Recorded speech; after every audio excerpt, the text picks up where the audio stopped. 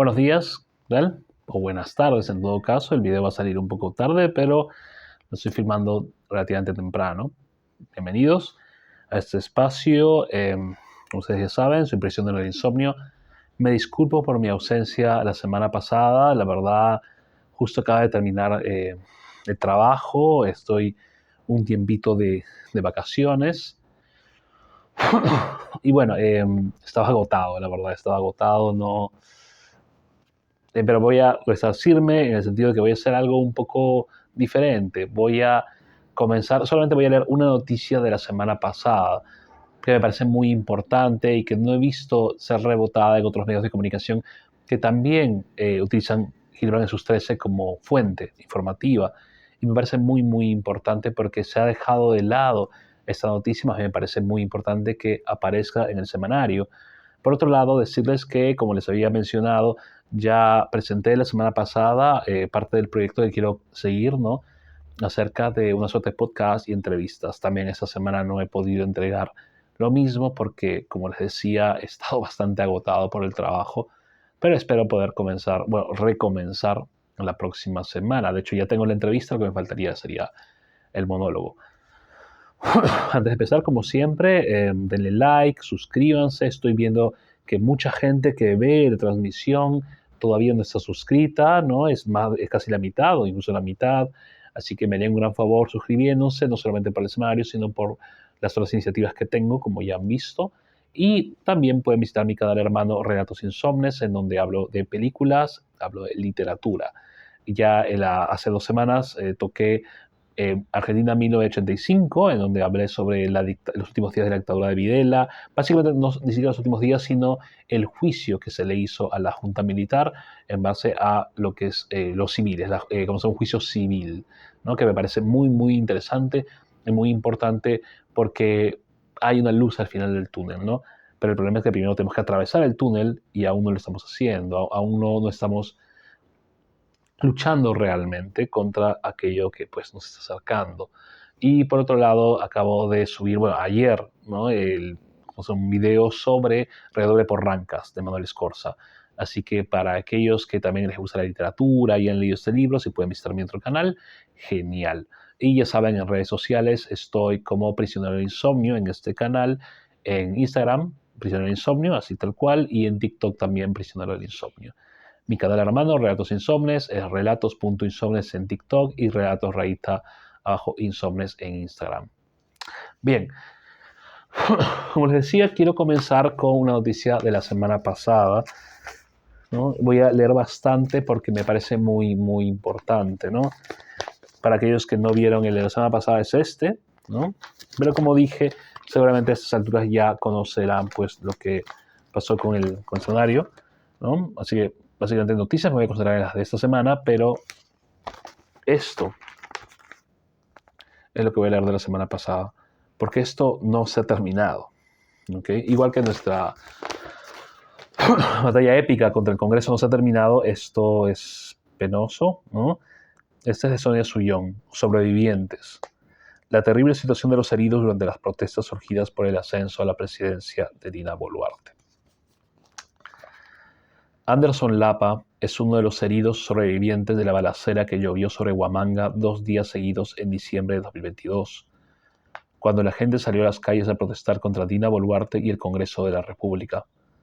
Se parapetó detrás de un poste, pero le alcanzó un proyectil de guerra que le desgarró el brazo y otro más que le destrozó la mandíbula. Ese día había ido a trabajar a su local de servicio técnico en el centro de la capital ayacuchana, donde se dedicaba a reparar celulares. Cuando vio que la situación empezó a desbordarse, intentó huir, pero corrió por el camino equivocado. Quedó atrapado en una infernal balacera. De milagro salvó de morir, aunque él siente, cada vez que abre los ojos al despertar, que sobrevivir fue lo peor que le pudo haber pasado. Casi 1 año y medio después, su brazo se aferra a un fierro que lo perfora y lo sostiene para que no se le caigan a pedazos los trozos de piel cocida. La boca surcida no le permite comer bien y hace unos meses, para reconstruirle la mandíbula, los médicos le rebanaron parte del peroné y desde entonces tiene fuertes dolores en el pie. No puede caminar bien ni tampoco estar mucho tiempo parado. Se pasa los días tirado en la cama mirando el techo. Ya no juega con las niñas y casi no habla con Milagros, su esposa. Ha intentado quitarse 3 veces la vida, esa vida que los disparos no pudieron arrebatarle, aunque la condenaron al sufrimiento. Anderson Lapa es uno de los 52 heridos graves que sobrevivieron en Ayacucho al terror de la represión militar y política, muy policial, ordenada por Dina Boluarte. ¿Me permitirán un segundo?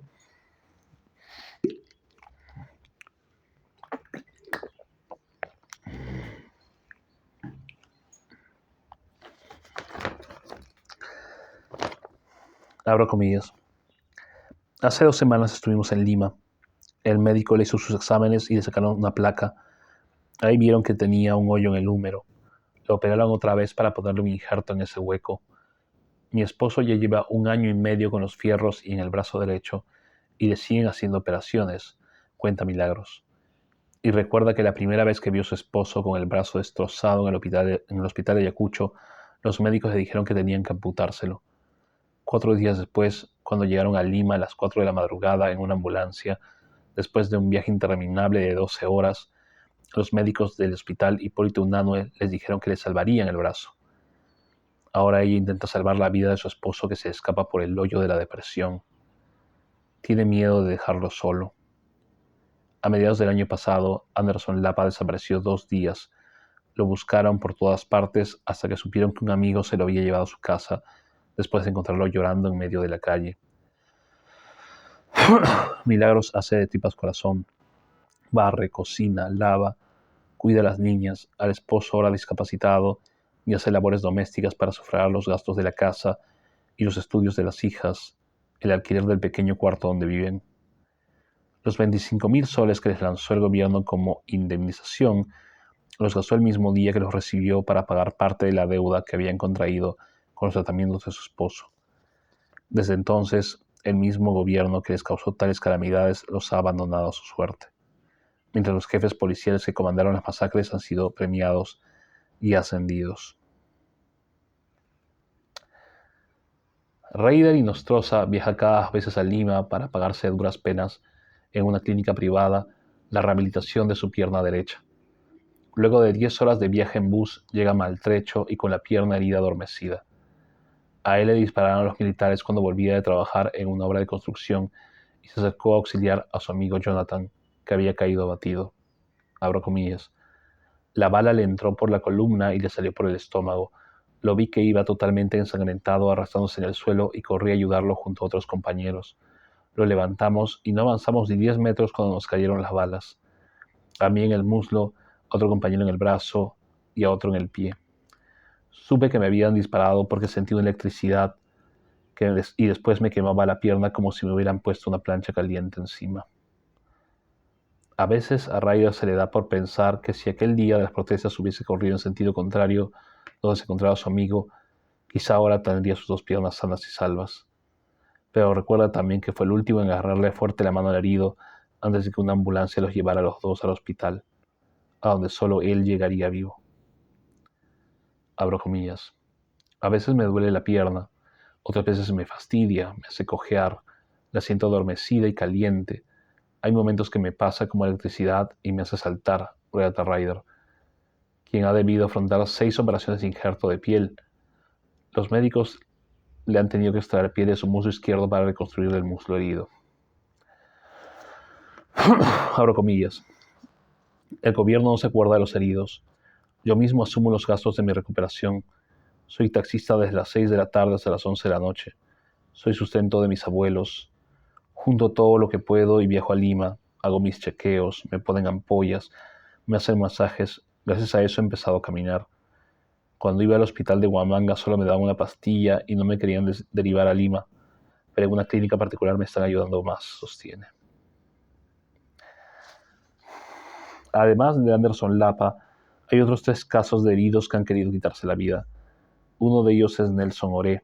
Le dispararon por la espalda y la bala salió por el estómago, dejándolo expuesto a los intestinos.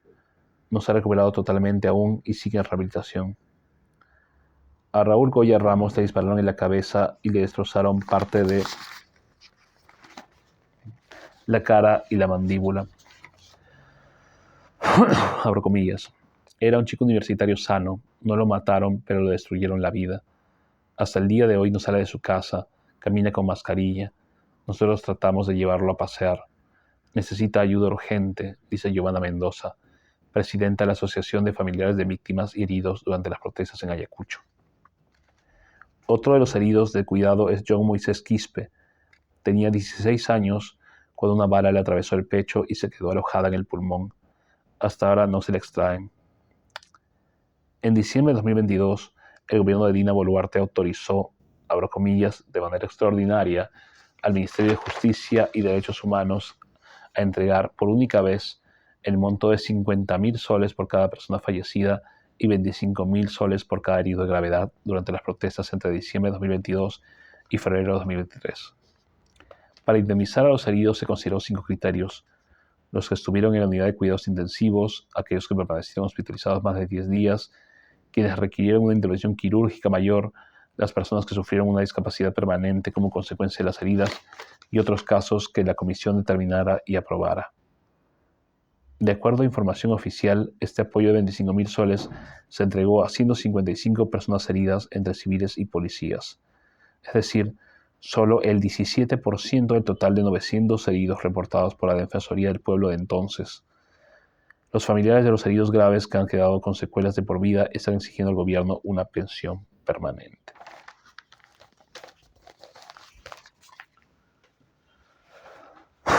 Antes de pasar al semanario de hoy, hace unos días hablaba con un amigo mío, ¿no? Y hablábamos sobre el escenario en las elecciones de 2026, ¿no?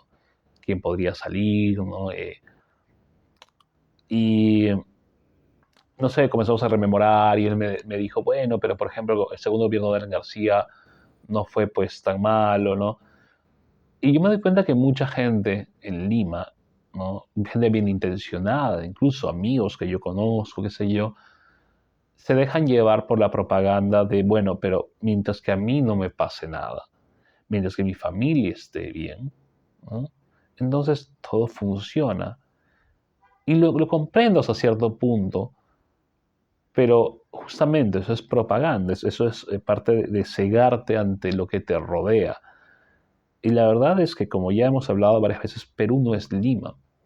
Y si en Lima los casos de abuso policial son raros, o son raros dependiendo de dónde vivas en realidad, ¿no? Sabemos, por ejemplo, lo que está pasando con los emolienteros en el centro de Lima, gracias a el alcalde que dice que nos va a convertir en potencia mundial, ¿no?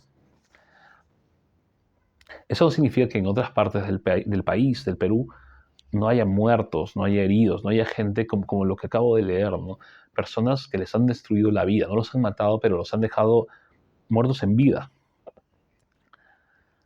Y el que el gobierno crea que porque da 25.000 soles va a solucionar todo, y obviamente los da con desdén, pues, ¿no? Porque todavía se sigue terruqueando. El señor que mencioné al principio, ¿no? Anderson Lapa, él ni siquiera estaba en la protesta. Él estaba en el lugar equivocado, en el momento equivocado, y miren cómo lo han dejado. Y aún así puede haber gente que justifique este abuso. O sea, realmente pongámonos a pensar un momento, ¿qué pasaría si fuera tu hermano, tu esposo, tu hijo, tu sobrino? Alguien que incluso por accidente, ¿no estarías indignado acaso? ¿No estarías con la sangre hirviéndote? Es una pena escuchar que encima mucha gente piensa que es natural esto, ¿no? Que bueno, si vas a una marcha, te expones pues a que te pase esas cosas. No. Fuera de que lo que dije por ejemplo, el señor Anderson, ¿no? Anderson, porque por accidente pasaba eso, tú tienes el derecho a protestar. Y el uso letal de la fuerza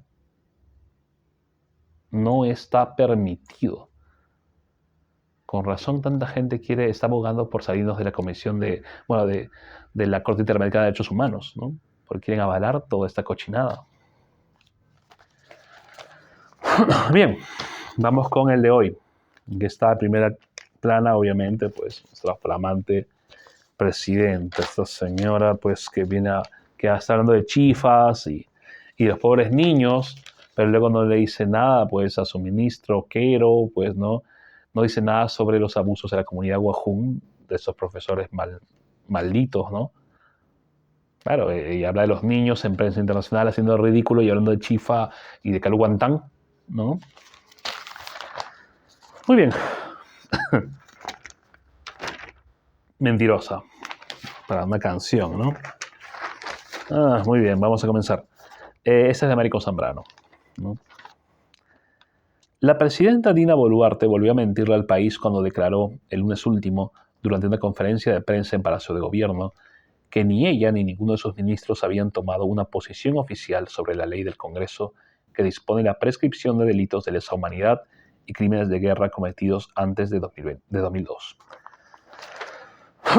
El gobierno ya resolvió no observar la nueva ley de amnistía que el Congreso aprobó el jueves 4 de julio pasado, lo que indica que será promulgada y publicada en el diario oficial El Peruano en los próximos días, según información del Ejecutivo obtenida por este semanario. La decisión de no observar la norma, que afectará a centenares de casos de crímenes de lesa humanidad, según el Ministerio Público, se tomó incluso antes de que el proyecto llegara al Ministerio de Justicia y Derechos Humanos para su evaluación dentro del plazo de 15 días útiles. El Ministerio de Justicia recibió la autógrafa por mesa de partes el lunes último. Para entonces, sin embargo, esta cartera ministerial ya había elaborado el borrador de la propuesta legal que da luz verde a la promulgación de la nueva ley que declara inaplicable la figura de lesa humanidad antes de 2002, según pudo averiguar esta revista.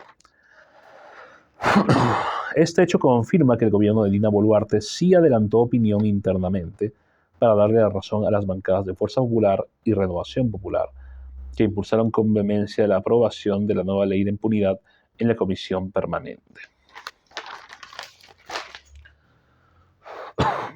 Un momentito.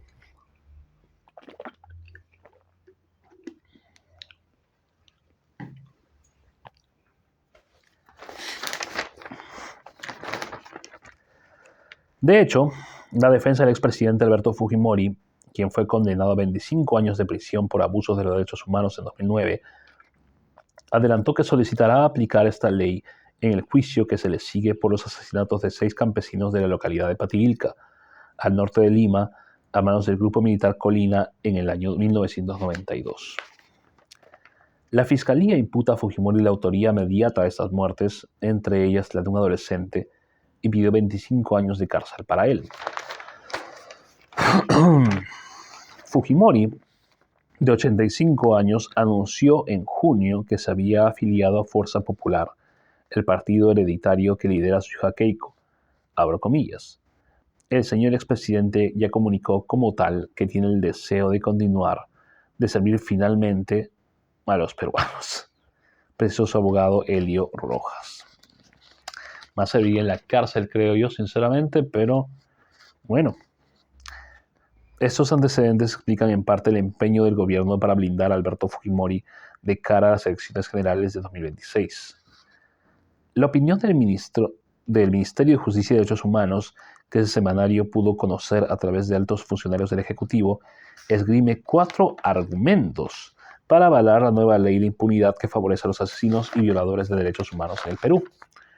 Estos son: que se trata de una norma que no tiene efectos ni consecuencias sobre una persona en particular, léase Alberto Fujimori; que su promulgación no impide que un agraviado pueda presentar una denuncia; que no afecta ningún proceso en trámite; y finalmente, que esta ley solo hace supuestas precisiones puntuales sobre lo que ya está escrito en el Estatuto de Roma de la Corte Penal Internacional.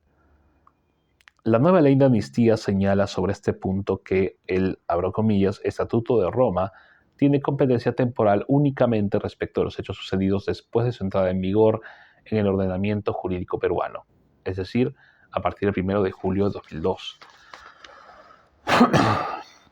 Las premisas del gobierno, sin embargo, son incorrectas en algunos casos y abiertamente falsarias en otras.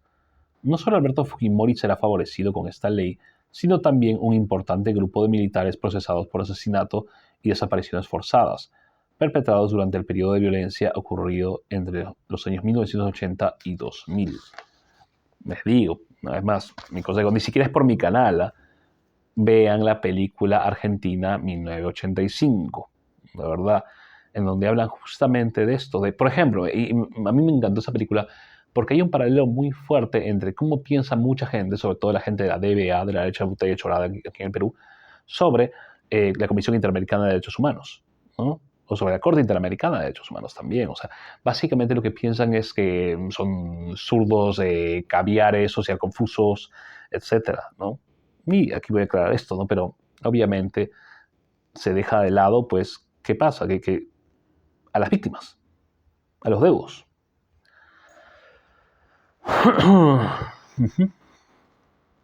Por lo menos 600 casos sobre crímenes de lesa humanidad, los cuales comprenden a 550 víctimas directas, corren el riesgo de ser archivados e finiquitados tras la promulgación de la nueva ley de amnistía, según un informe elaborado por Raquel Cárdenas, coordinadora de las Fiscalías especializadas en derechos humanos. Las investigaciones fiscales o juicios que serían afectados por la norma tienen que ver con matanzas, desapariciones forzadas y torturas de, en su mayoría, campesinos de los Andes y de la selva. El informe de la fiscal Cárdenas señala que entre los asesinados se encontraban mujeres embarazadas, adolescentes, niños y bebés. Por todo esto, la Junta de Fiscales Supremos, presidida por el fiscal de la Nación, Juan Carlos Villena, exigió en su oportunidad al Congreso archivar el proyecto porque vulnera la jurisprudencia internacional de derechos humanos y además porque genera injusticia e impunidad. El Comité de Derechos Humanos de la ONU advirtió a principios de junio que esta ley puede socavar los avances realizados para combatir la impunidad en casos de crímenes de lesa humanidad. Del mismo modo, la Corte Interamericana de Derechos Humanos demandó al Estado peruano suspender de manera inmediata la aprobación de esta norma hasta que el tribunal cuente con, abro comillas, todos los elementos necesarios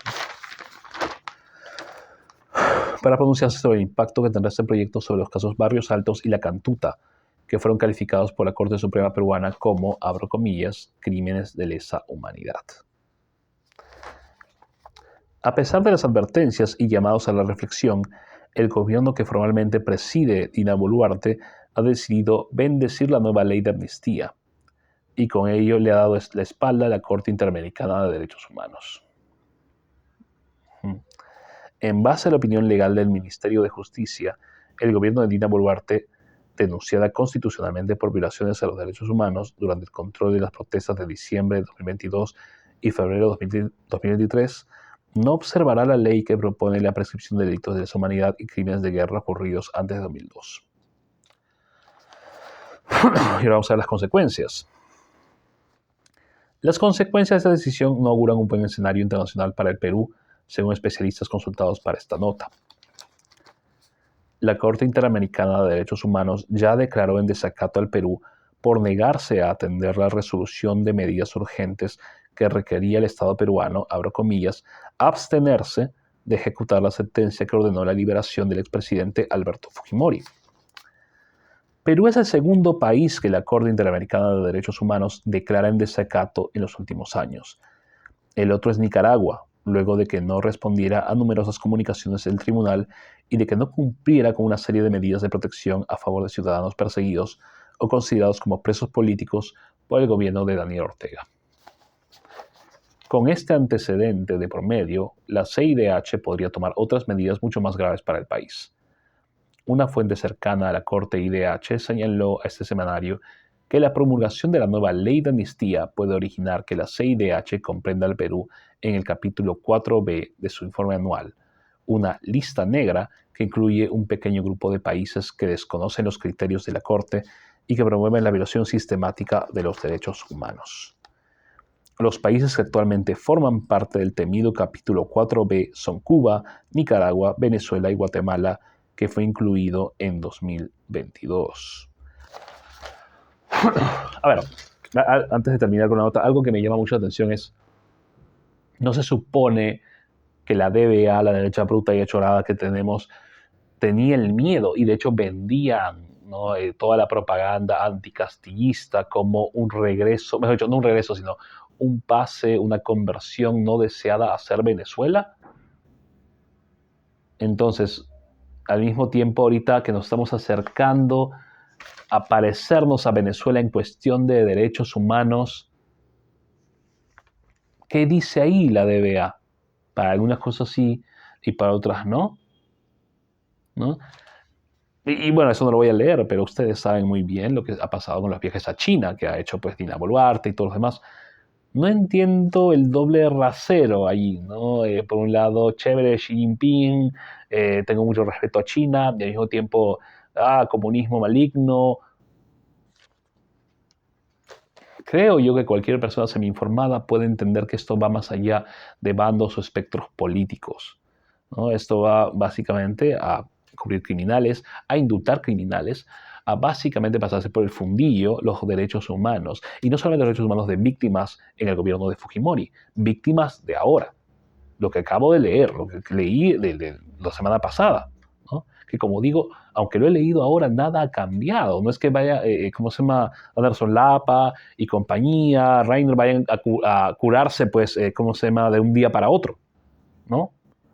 Van a seguir con problemas por los balazos que recibieron de parte de las Fuerzas Armadas, ¿no? Mandadas por Dina Boluarte, por Otárola. Entonces, esa es la compañía ilustre que vamos a tener ahora. Países que no respetan sus derechos humanos. ¿No se supone que no queremos problemas Venezuela? ¿Queremos transformar, queremos alejarnos de ese espectro? ¿Cómo lo justifican? Ok.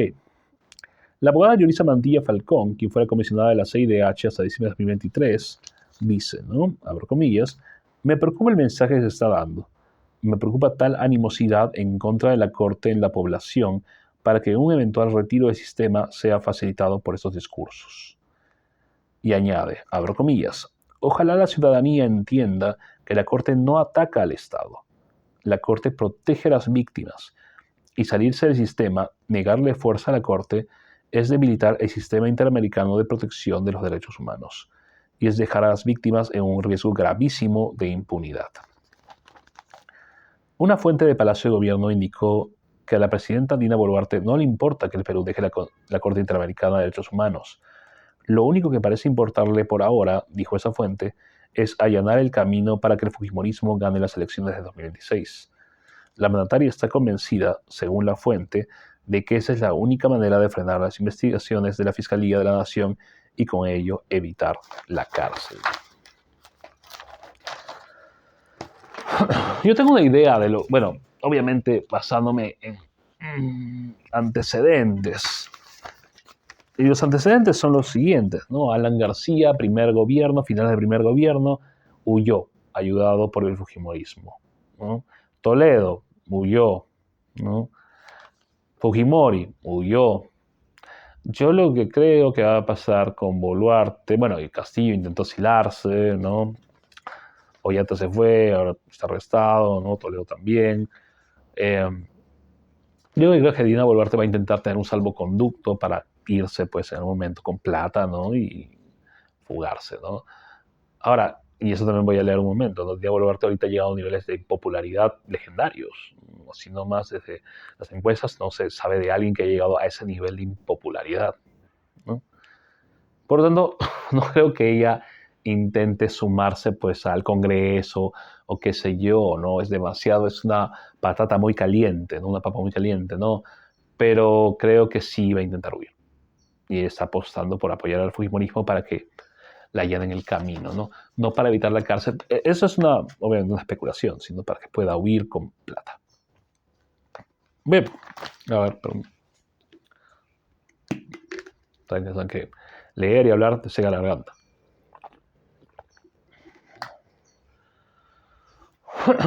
Muy bien, vamos a continuar. Madriguera de Lampa. Eloy Marchand, ese es por Eloy Marchand. La dictadura del Congreso ha entrado a una nueva fase. Capturadas las instituciones, amnistiados de carambola a los violadores de derechos humanos y modificado el Código Penal a gusto del crimen organizado, ahora apuntan a doblegar a los jueces. El golpe lo ejecutó otra vez la Comisión Permanente. La nueva ley obliga a los magistrados a aplicar la, abro comillas, ley Soto, esa que reduce los plazos de prescripción. Solo falta que la servicial Dina Boluarte la firme. Hasta ahora, cualquier juez tenía la potestad de aplicar o no una ley nueva si consideraba que ésta atentaba contra un proceso judicial en curso. Fue lo que ocurrió la semana pasada, cuando la sala del caso Pativilca rechazó un pedido de Alberto Fujimori.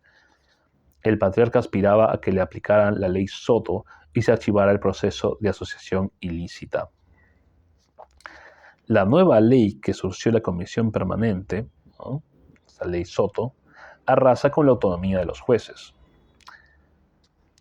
¿Cómo el Congreso llegó a tener tanto poder? La jugada lleva a la firma Fujimori. Apenas se instaló la legislatura, por iniciativa de Fuerza Popular, se limitó la capacidad del Ejecutivo para presentar cuestiones de confianza para evitar un remake a lo Vizcarra que cerrará el Congreso. Con la Plaza Bolívar blindada, la banda de los Acuña, Luna, Fujimori y Cerrón quedó expedita para hacer lo que le diera la gana en el país. Desmantelaron la SUNEDU y la medida ya tiene repercusión. Esta semana se licenció la Universidad Peruana del Centro, que había sido jalada en 2 ocasiones. El negocio es de la familia León Untiveros, militantes de Perú Libre. La resurrección de las peruanas Telesub y Garcilaso solo es cuestión de tiempo. También se aprobó una ley que elimina el requisito de la tesis para obtener el título de bachiller. Se crearon 21 universidades públicas y hay otras 18 en camino. De la reforma electoral y política no queda prácticamente nada. El Congreso eliminó las PASO y con ellas el filtro para mejorar la calidad de los candidatos. Impusieron la bicameralidad, borrando el resultado del referéndum y modificando a garrotazo limpio 53 artículos de la Constitución. Las leyes a favor del crimen organizado tienen el sello fujicerronista. Han limitado el proceso de colaboración eficaz a 8 meses. En una sesión de autolavado aprobaron una ley con la que han excluido de la categoría crimen organizado el delito de estafa, tala ilegal, tortura simple, concusión, colusión simple, peculado, cohecho pasivo, soborno, negociación incompatible y enriquecimiento ilícito básico. La lista continúa. Y de Yapa aprobaron una ley que blinda a los partidos políticos de una eventual imputación de crimen organizado. Este Congreso también dio ley que da amnistía a los procesados y condenados por delitos de lesa humanidad, de lo que estábamos hablando hace un momento. Solo por esa norma están en juego más de 600 casos, según un reporte del Ministerio Público, y la reputación internacional del país está en sus horas más bajas. Los otorongos se alinearon para perdonar a los taladores ilegales y extender los plazos para que los mineros ilegales continúen operando impunemente. ¿Rendirán cuentas alguna vez por lo que han hecho? Según los constitucionalistas Naupari y Cairo, o Ñaupari, los parlamentarios están blindados por la Constitución. Abro comillas. El artículo 93 de la Carta Magna dice que no están sujetos a mandato imperativo ni a interpelación, por lo que no pueden ser investigados o denunciados por las leyes que promueven o las votaciones que realizan, dice Naupari. El especialista apunta que el blindaje solo se pierde si se demuestra que hubo corrupción. Es decir, si el congresista presentó una ley a cambio de dinero o votó en favor de una norma debido a una prebenda.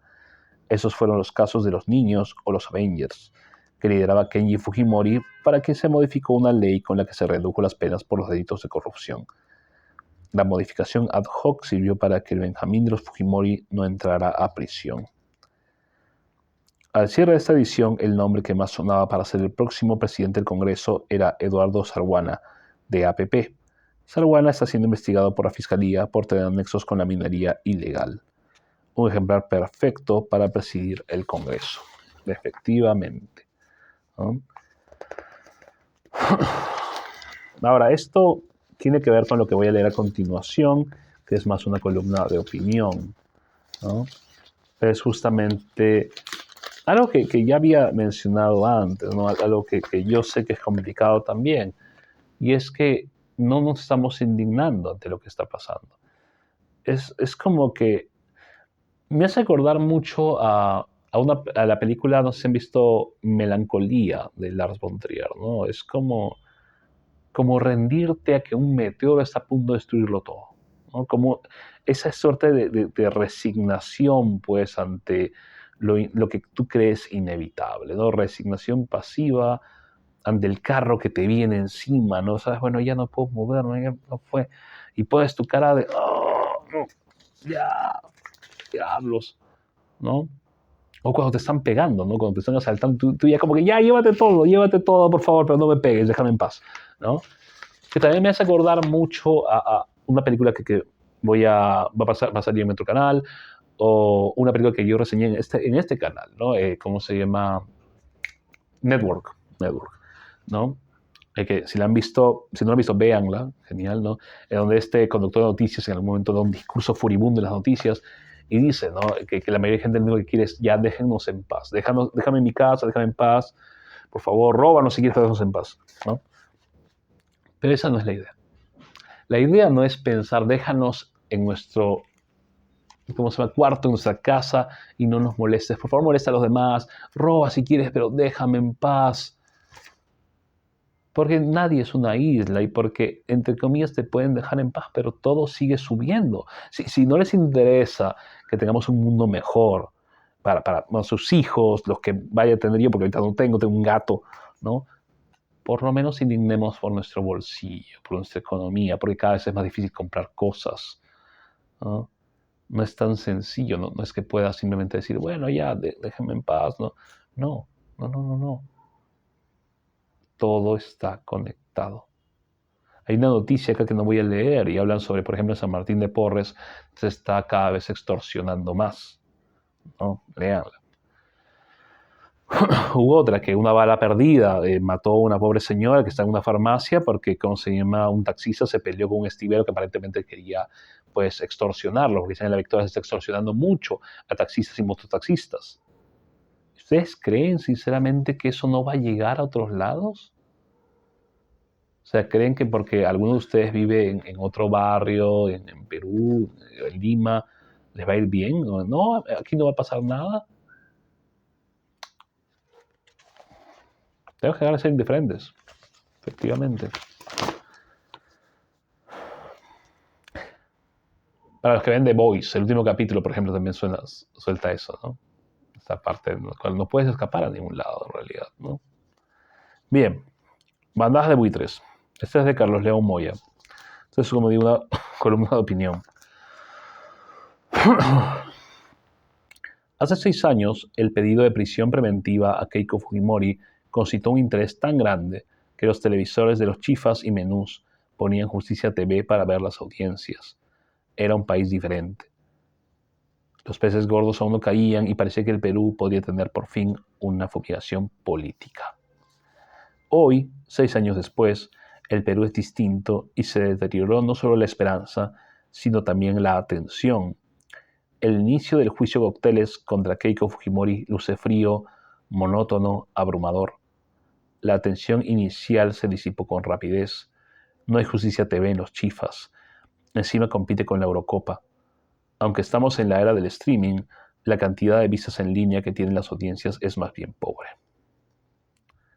Así el juicio se pierda en la nada y derive en audiencias que nadie atienda, sí aporta un punto interesante, la narración de los hechos, dar a conocer lo que ocurrió en el 2011 y 2016 y cómo funcionó en la práctica la relación entre política, dinero, canales de televisión y quizá hasta economías ilegales. Hablemos solo de los canales. ¿Cómo pudieron ser tan conchudos?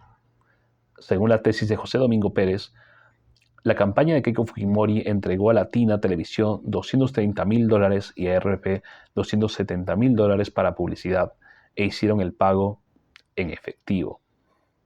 Por supuesto, si te pagan $250,000 en efectivo y no a través del sistema bancario, es que algo ilícito ahí detrás, y los canales lo sabían. Es más, según Pérez, Latina autopitufió el dinero que Fujimori le entregó.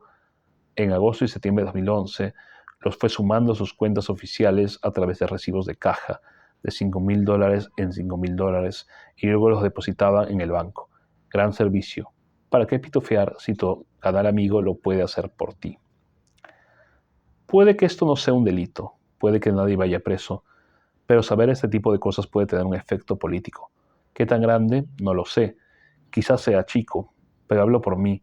A mí como ciudadano me parece necesario saber estas cosas.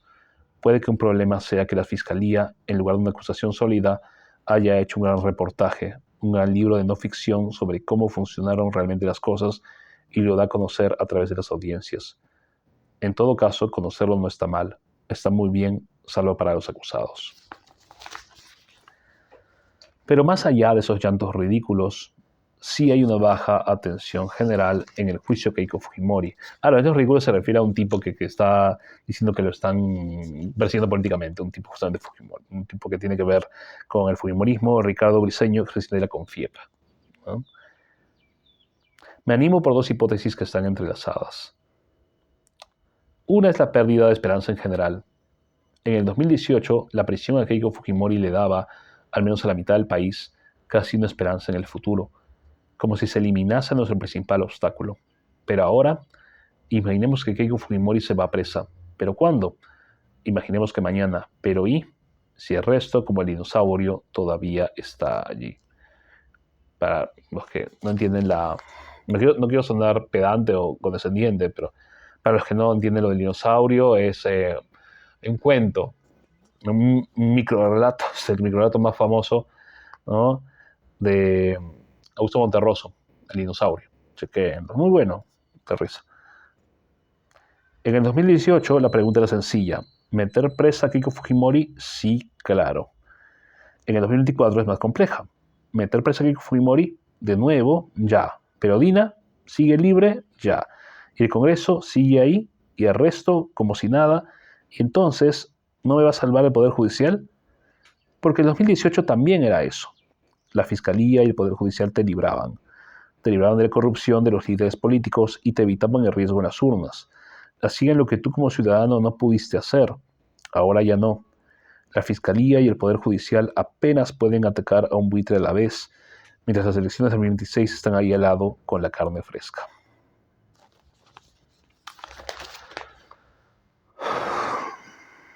Bueno, una vez más lo digo. La respuesta es la respuesta ante lo que está sucediendo tiene que venir de nosotros, ¿no? Pero es complicado. Permítame un segundo. Mi gato quiere entrar. A ver, pasa, Suseki. A ver, ven acá. ¿Todavía te indignas ante la corrupción? Acá, saludar. Mira, acaba de saludar. Este gato también se indigna contra la corrupción, la verdad. La verdad que su pollo. Ya le di pollo en el almuerzo, pero en dragones. ¿No? Bien, ya me cortó el hilo ya el gato. Antes de que me olvide, ya saben, colaboren con el semanario. Supongo que en algún momento yo también pediré colaboración para mí, pero por ahora no, porque recién he comenzado con el otro proyecto, ¿no? Así que, problema. Bien, matices. Esa es la nota de Hildebrand, ¿ok? Dice, no sé qué responderme. Está en la página 16. Ya que está, me hace reír, Dina Arden chino, prometiendo en chino a los peruanos, ¿no? Cada día aprecio menos mi país. No soy binacional, carezco de otro pasaporte, aunque pude conseguirlo fácilmente. Soy peruano de memoria y tierra. Pero todos los días asisto a la continua degradación del Perú. ¿Quieres salir? Ya, sal. Oye, sal pues. Ok. Ya, entonces no molestes eso aquí. Pero todos los días asisto a la continua degradación del Perú y estoy asqueado. Esto que veo no puede ser el país que amamos y que se nos ha ido. Pero una voz, quizá la de la historia, se me acerca y me dice, ¿cómo que no te representan? Ellos son el Perú. Tú eres el forastero que se escandaliza o que se deprime, el viajero que consigna su desagrado. Si no aceptas a tu país con sus miserias, lárgate o en tu caso, muérete. Y la voz tiene razón, es la voz de la razón. Toda la vida me la pasé creyendo que marchábamos al Perú que Basadre imaginó como posible, y el resultado es que estamos aquí, detenidos en este lodazal. Pensábamos que las clases medias serían decisivas, que la educación pública mejoraría, que la cultura sería una ambición mayoritaria. Pensábamos que la política se poblaría de gente con ideas y propósitos y que los partidos calificarían a sus cuadros debidamente, y que Perú, en suma, estaba en el vestíbulo de un escenario ideal, un régimen liberal que no renunciaría a que el Estado igualara la cancha para los menos afortunados. Pensábamos que los empresarios entenderían que una población hambreada no era buena ni siquiera para los negocios y que los trabajadores aceptarían que la capacitación y el aumento de la productividad no son inventos del demonio. En fin, pensábamos tantas cosas. Pero entonces llegó el segundo belaundismo y empezó el desastre. La derecha, vengándose de Velasco, alentó un régimen que fue la parálisis personificada y que hinchó el ego de Abimael Guzmán, el limpiao de Huamanga.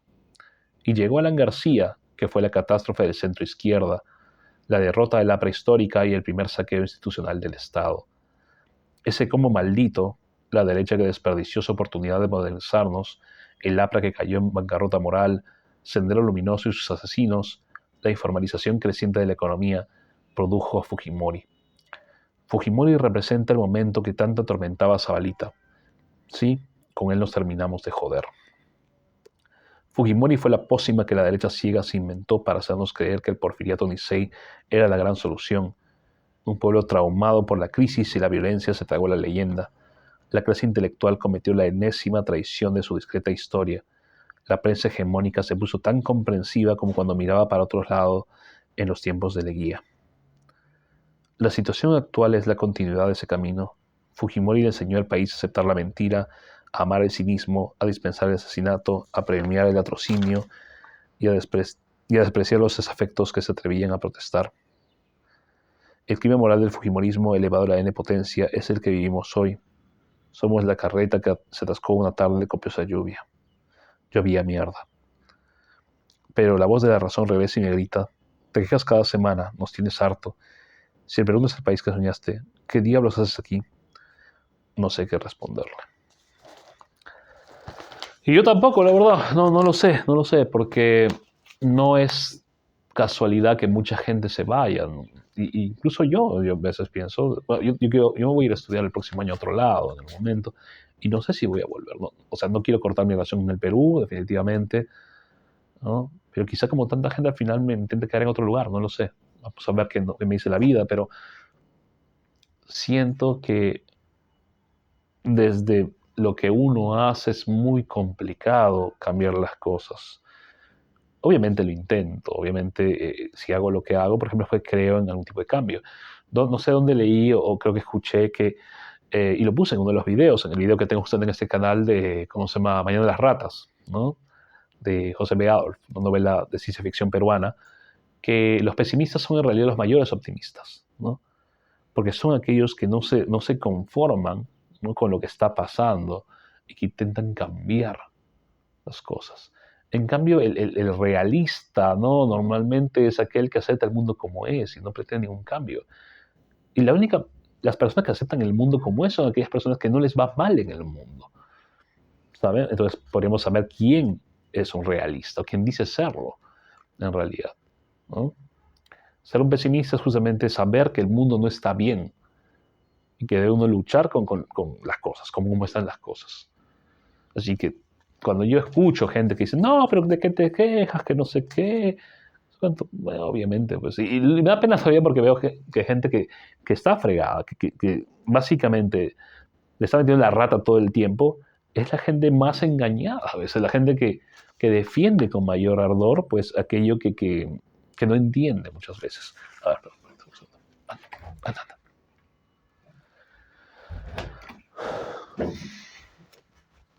Sigmund Bauman, sociólogo que murió, ¿no? Él decía que en Reino Unido hace algunos años, como se decía, que no me equivoco, eso lo dice en, ¿cómo se llama? No me acuerdo, Economía Líquida, no me acuerdo, ¿cómo se llama? Pero él tiene sus libros estos donde habla sobre lo líquido pues en el mundo, qué sé yo. No me acuerdo si está en el libro ahorita, pero Sigmund Bauman, él dice que en Reino Unido, en la punta del Reino Unido se hizo una encuesta entre la gente con menos dinero, ¿no? La gente más pobre, sobre qué opinaban de aumentarle el impuesto a los ricos, a un impuesto cada vez mayor. Y mucho dice que lo que sorprendió de la encuesta es que la gran mayoría de gente pobre se opuso. Y era porque querían o tenían la idea de que sus hijos en algún momento podrían ser ricos. Eso me pareció muy irónico y vamos a darle un puntón porque en vez de creer en una propuesta equitativa en la cual ellos podrían quizás salir de la pobreza poco a poco en base a impuestos que obviamente se utilizarían para mejorar educación, acceso a vivienda, etcétera, salud, ¿no? Preferían pensar en sí mismos, en el futuro que no existe, ¿no? En esta idea de, bueno, pero quizás mis hijos sean ricos, ¿no? Y ahí me di cuenta cuán fuerte cala esta idea.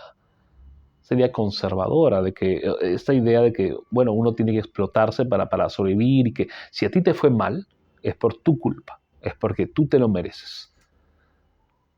Eso no es verdadera meritocracia, sinceramente. ¿No? No es así.